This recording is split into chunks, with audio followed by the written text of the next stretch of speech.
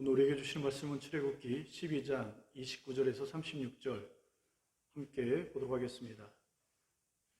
밤중에 여호와께서 애굽 땅에서 모든 처음 난 것, 곧 왕위에 앉은 바로의 장자로부터 옥에 갇힌 사람의 장자까지와 가축의 처음 난 것을 다 치심해 그 밤에 바로와 그 모든 신하와 모든 애굽 사람이 일어나고 애굽에 큰 부르짖음이 있었으니 이는 그 나라에 죽임을 당하지 아니한 집이 하나도 없었음이었더라.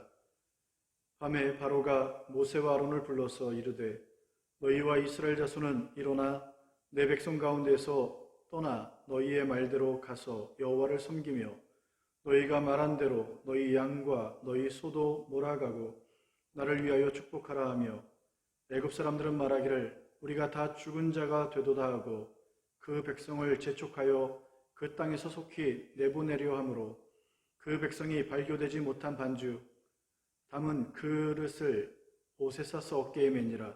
이스라엘 자손이 모세의 말대로 하여 애굽 사람에게 은금 패물과 의복을 구하매 여호와께서 애굽 사람들에게 이스라엘 백성에게 은혜를 입히게 하사 그들이 구하는 대로 주게 하심으로 그들이 애굽 사람의 물품을 취하였더라. 아멘. 오늘은 본질에서 빗나가지 맙시다라고 하는 제목으로 함께 은혜를 나누고자 합니다. 기독교를 가리켜서 말씀의 종교라고 합니다. 이는 말씀이 교회의 본질이 된다는 것을 말하는 것입니다. 그 본질에서 빗나갈 때 나타나는 현상은 말씀이 약해지고 말씀이 사라진다는 것이죠. 사무엘서에 제사장 엘리의 두 아들 홈니와 빈느하스는 행실이 바르지 못했습니다. 제사를 위해 가져온 고기 중에 가장 좋은 것을 먼저 취했고 또한 제사를 돕기 위해 수종드는 여인을 범하고 그들과 동침했습니다.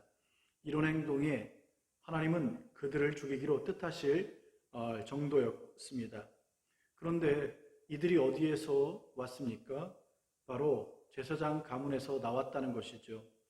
제사장 가문에서 자랐기 때문에 제사가 얼마나 중요하고 또한 제사장으로서 뭘 해야 하는지를 잘 알고 있었을 것입니다. 문제는 아는 것만큼 행실이 따르지 못했다는 것이죠. 이런 모습을 성경은 어떻게 진단하냐 하면 사무엘상 3장 1절에 말씀이 희귀하여 즉 말씀이 없는 것을 이야기하고 있습니다. 제사장 가문에서 제사장으로서 제사를 드리는 자들이지만 하나님 말씀이 없으니 자기 멋대로 그렇게 제사장직을 행하게 되었던 것입니다. 이처럼 말씀이 없으면 제사장이든 아니면 엘리의 두 아들이든 그 누가 되었던 다 무너진다는 것입니다.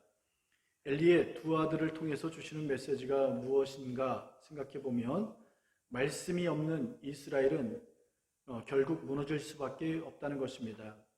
우리 역시 마찬가지인 것이죠.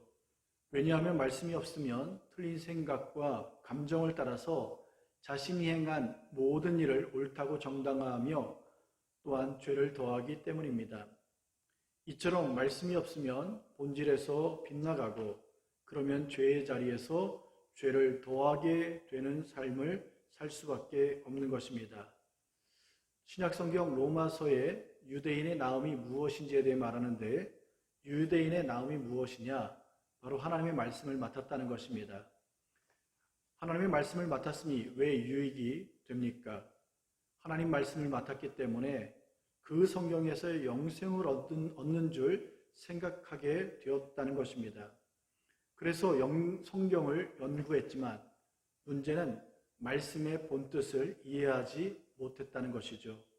그래서 주님은 영생을 얻기 위해 성경을 연구했음에도 왜 성경이 증언하는 예수는 모르냐라고 질책하게 되는 것입니다. 쉽게 말하면 성경이 증언하는 예수를 믿을 때만 영생을 얻게 된다는 그 원리를 왜 깨닫지 못했느냐라고 책망했던 것입니다. 초대교회는 말씀이 흥왕했음을 보게 됩니다. 흥왕이란 오늘날로 부흥인데 이 부흥이라는 개념에 세상 개념이 들어와서 크고 높고 높아진 것을 부흥으로 여기게 됩니다. 하지만 초대교회의 부흥은 그런 것이 아니죠. 초대교회의 부흥은 크고 높고 높아진 것이 아니라 바로 말씀이 흥황하는 부흥이었습니다. 여기서 말씀이 흥황하는 것을 단지 성경을 많이 읽고 묵상하고 또 암송하고 그래서 성경 공부를 많이 하는 것으로 우리가 이해할 수 있습니다. 하지만 그런 측면에서 본다면 말씀이 흥황한 곳은 신천지 같은 이단일 것입니다. 왜냐하면 그들은 늘 말씀을 앞세우고 또 그 말씀을 서로 나누고 가르치기 때문이죠. 어느 정도로 이 일을 하게 됩니까? 비가 오나 눈이 오나 말씀을 배우고 시험을 치고 밖에 나가서 외치고 전할 정도입니다. 그런데 이 일에 이들이 목숨을 거는 이유가 무엇입니까? 바로 14만 4천이라고 하는 그 숫자 안에 들기 위함입니다. 14만 4천이라고 하는 것은 구원받은 자를 의미하지만 이들이 놓친 것은 성경이 증언하는 예수 그리스도인 것입니다. 그 성경의 본질인 예수만 믿자니 뭔가 부족해 보이고 그 부족함을 열심히나 노력으로 채워서 구원을 얻고자 하는 것이 바로 이단의 모습인 것입니다. 그리고 많은 사람들은 또한 예수만 말하는 기독교보다 열심과 노력을 강조하는 이단들이 훨씬 더 매력적으로 다가오게 되고 그래서 결국 거기에 빠질 수밖에 없게 되는 것이죠. 그러나 명심할 것은 성경은 항상 우리의 열심과 노력이 더해지는 것을 말하지 않고 오직 하나님의 은혜인 예수 그리스도를 믿을 때 구원을 얻는 것에 대하여 선포하고 있습니다. 하나님이 세상을 사랑하사 독생자를 주셨으니 이는 저를 믿는 자마다 멸망치 않고 영생을 얻는다라고 선포하고 있으며 영접하는 자 곧 그 이름을 믿는 자들에게 하나님의 자녀가 되는 권세를 주신다라고 말씀하고 있습니다. 그러므로 예수를 믿는 믿음으로만 구원을 얻게 된 것입니다. 그 믿음이 진짜인지 우리가 어떻게 알 수 있습니까? 예수를 믿는다는 것은 마치 가지가 나무에 접붙임되어 열매 맺는 것과 같은 것이죠. 가지인 우리가 나무 대신 예수께 접붙임되어짐으로 결국 하나가 되면 그 나무로부터 흘러나오는 진액을 공급받아 결국 그 나무의 열매를 맺는다는 것입니다. 여기서 우리가 중요하게 여겨야 될 것은 가지가 열매를 맺게 되지만 가지가 아닌 나무의 열매를 맺는다는 것이죠. 무슨 말입니까? 가지가 원하는 그러한 열매를 맺는 것이 아니라 나무가 주는 열매만 맺게 된다는 것입니다. 그러면 나무 대신 예수께서 나무 대신 예수의 그 열매가 무엇입니까? 갈라디아서 5장 22, 23절에 보게 되면 그 열매는 사랑과 희락과 화평과 오래 참음과 자비와 양성과 충성과 온유와 절제라고 말하고 있습니다. 그러므로 초대교회에 맺혀진 열매가 무엇입니까? 예수 그리스도를 믿으니 성령을 선물로 받게 되고 그 성령의 임재 가운데 바로 이 성령의 열매들이 나타나게 된 것입니다. 그래서 그 열매 가운데 사도의 가르침을 받기도 하고 교제하며 떡을 떼기도 하고 오직 기도하기를 힘썼던 것이죠. 그런 중에 많은 기사와 표적이 나타났고 모든 물건을 서로 통용하게 되었으며 재산과 소유를 팔아서 각 사람의 필요를 따라 나눠주게 된 것입니다. 그리고 날마다 마음을 같이하여 성전에 모이기를 힘쓰고 떡을 떼며 기쁨과 순전한 마음으로 음식을 먹었던 것입니다. 초대교회의 핵심은 예수를 믿었고 그 믿음으로 진리의 영이며 거룩하신 하나님인 성령을 선물로 받았다는 것입니다. 그 성령 하나님의 임재하심으로 바로 성령의 열매인 진리 가운데 거룩한 삶을 살아가더라는 것이죠. 이것이 하나님을 찬미하는 삶으로 드러났고 또한 온 백성에게 칭찬받는 삶으로 나타나 결국 구원받는 사람이 날마다 더하게 된 것이 바로 말씀의 흥황이라는 것입니다. 그러므로 오늘 우리가 단순하게 말씀을 통해서 우리가 하나님 앞에 온전히 서기를 소망합니다. 말씀이 증거하는 예수를 놓치면 오늘 우리는 그 성경을 통해서 주시고자 하는 그 본질을 놓치게 되는 것입니다. 그러면 결국 우리는 무너질 수밖에 없는 것이죠. 그러니 성경이 말하는 그 말씀의 본질, 그 싸움을 우리는 싸워내야 될 것입니다.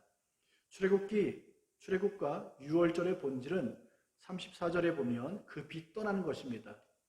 그때 그 빛 떠나게 될 때 나타난 현상은 35절과 36절에 보게 되면 이스라엘이 그냥 가는 것이 아니라 애굽 사람들의 그 은과 금 같은 폐물을 취해서 나가는 것입니다. 여기서 취하였다는 말은 관주를 보게 되면 약탈이라고 되어 있지만 약탈보다 군대 용어인 것입니다. 그래서 이긴 자가 진 자의 전리품을 뺏는다는 의미를 담고 있는 그러한 단어이기도 합니다. 그러면 이스라엘이 언제 애국과 싸우게 됐나요? 사실 이스라엘은 애국과 전쟁을 치르거나 군사적인 어떤 싸움을 한 적이 없습니다. 그렇기 때문에 이것은 육적인 싸움을 의미하는 것이 아니라 영적인 싸움을 의미하게 됩니다. 그럼 영적인 싸움이 무엇입니까? 바로 하나님과 우상들, 즉 하나님의 군대와 이방 우상과의 영적인 싸움 속에서 그 싸움에서 이겨낸 것을 의미하게 되는 것입니다. 그 영적 전투에서 하나님과 하나님의 군대가 이겼기 때문에 그 승리의 대가로 전리품을 가지고 나가는 것이죠. 그러나 이것은 또한 전쟁에서 이겼기 때문에 전리품을 취하는 것으로 끝나지 않고 사실 그 전쟁이 있기 전부터 사실 믿음의 조상이라고 말하는 아브라함 때 주어진 약속이기도 합니다. 이스라엘은 출애굽한 후에 광야에서 하나님은 만나를 내려주셨고 또 반석에서 물을 주셨기 때문에 사실 광야에서도 이스라엘이 먹고 사는 데는 크게 지장이 없습니다. 그런데 이스라엘과 하여금 그 광야로 떠나는 그 길에 은과 금과 이러한 폐물들을 하나님께서 주신 이유가 무엇입니까? 그것으로 성막을 만들어서 하나님을 섬기며 하나님 앞에 제사를 드리기 위함입니다. 성막은 오늘날로 말하면 교회입니다. 그래서 그 교회 안에 예배가 있게 되는데 그 예배하려는 그 본질을 확보한 후에 폐물을 취하게 하셨고 그 후에 비로소 출애굽은 시작된다는 것이죠. 그런데 이스라엘은 취한 은금으로 금송아지를 만들어 버렸기 때문에 하나님이 진노하신 것입니다. 왜냐하면 하나님께 제사, 즉 예배해야 할 그 본질에서 벗어나 금송아지를 만들어 버렸기 때문입니다. 하나님의 자녀된 이스라엘의 본질이 무엇입니까? 금송아지를 만드는 자들이 아니라, 즉 금송아지를 섬기는, 우상을 섬기는 자들이 아니라 하나님만 섬기며 하나님께만 제사, 예배하는 존재라는 것입니다. 쉽게 말하면 하나님께 제사, 즉 예배를 통해서 하나님께 나아가고 그 하나님 앞에서 우리의 죄를 다 드러내므로 하나님의 은혜로 말미암아 그 죄를 씻김받고 그래서 의롭다함을 칭함받으며 그래서 하나님의 그 거룩함을 입음으로 말미암아 이제 세상에 나아가 빛과 소금의 삶을 살아가는 존재가 라는 것입니다. 이것이 우리의 본질인 것입니다. 그렇기 때문에 예배 가운데 오늘 우리가 주목해야 될 것은 죄인된 우리가 하나님 앞에 나와 용서를 받아야 되며 그 용서함 속에서 하나님의 거룩함을 덧입고 살아가는 것입니다. 그러면서 우리가 세상을 섬기고 세상을 따랐으며 세상에 우리가 의지했던 모든 것들을 끊어내는 그 작업, 그래서 오직 하나님만, 오직 예수 그리스도만, 오직 성령 하나님의 임재하심 가운데 들어가는 것, 그것이 바로 예배의 본질이고 오늘 영적 이스라엘 된 우리들의 본질인 것입니다. 주님이 내 안에, 내가 주님 안에 머무르게 되는 것이 바로 우리들의 본질인 것을 잊지 말고 오늘 예수 그리스도를 믿음으로 참다운 구원에 이르는 그 은혜가 있기를 소망합니다. 잊지 말 것은 출애굽이라고 하는 것은 애굽을 탈출함이 목적이 아니라 가나안 입성입니다. 그리고 더 중요한 것은 가나안에 들어가는 것을 끝나지 않고 그 가나안에서 하나님과 동행하는 삶을 살아내는 것임을 우리는 잊지 말아야 됩니다. 하나님과 동행하는 삶을 위해서 반드시 필요한 것이 바로 죄의 문제를 해결하는 것이고, 그래서 거룩함을 덧입는 일이기 때문에 거룩하신 하나님과 함께하기 위해서 반드시 하나님의 자녀들은 예배하는 백성으로 만들어져야 하는 것입니다. 그래서 가나안 땅에서의 삶은 하나님과 함께하는 그 예배의 본질이 회복되어진 그 존재임을 말해주고 있는 것입니다. 그러므로 이 본질 싸움에 지지 않음으로 날마다 믿음 안에서 성령의 인도하심을 따라 승리하는 귀한 역사가 있기를 주님의 이름으로 축복합니다. 기도하겠습니다. 하나님 아버지 감사합니다. 오늘 우리가 하나님의 말씀을 대할 때에 그 말씀이 증거하고 선언하고 선포하는 그 본질을 놓치지 않기를 원합니다. 하나님 아버지, 오늘 우리가 이단들처럼 그 말씀을 오해하고 잘못 해석해서 아버지 하나님 예수를 믿는 믿음으로가 아닌 거기에 뭔가 부족해서 다른 우리의 노력과 우리의 열심과 우리의 힘을 덧붙이지 않게 하여 주시고, 하나님 아버지 은혜로 받은 그 은혜에 감사하여 이제는 주님의 자녀로 예배하는 삶을 살아내므로 하나님 우리의 구원이 온전케 하여 주시고, 그러므로 세상에 나가 빛과 소금으로 승리하는 귀한 삶을 살아갈 수 있도록 축복해 주옵소서. 고난주간에 우리가 함께 기억해야 될 것은 우리 예수 그리스도의 그 십자가, 그 십자가의 삶을 통해서 부활의 영광이 있음을 기억하고, 오늘 우리가 아버님의 구원받은 자로 주님의 고난에 동참하여 나를 죽이고 나를 꺾고 나를 포기하고 나를 끊어내므로 내 안에 예수만 살아나는 그 부활의 영광이 덧입혀지는 복된 고난주간이 될 수 있도록 축복해 주옵소서. 이제는 우리 주 예수 그리스도의 은혜와 하나님 아버지의 무한하신 사랑하심과 성령님의 감화감동 교통하심이 함께 예배드린 모든 성도들 머리 위에 이제로부터 영원토록 함께 하시옵기를 주 예수 그리스도 이름으로 축원하옵나이다. 아멘.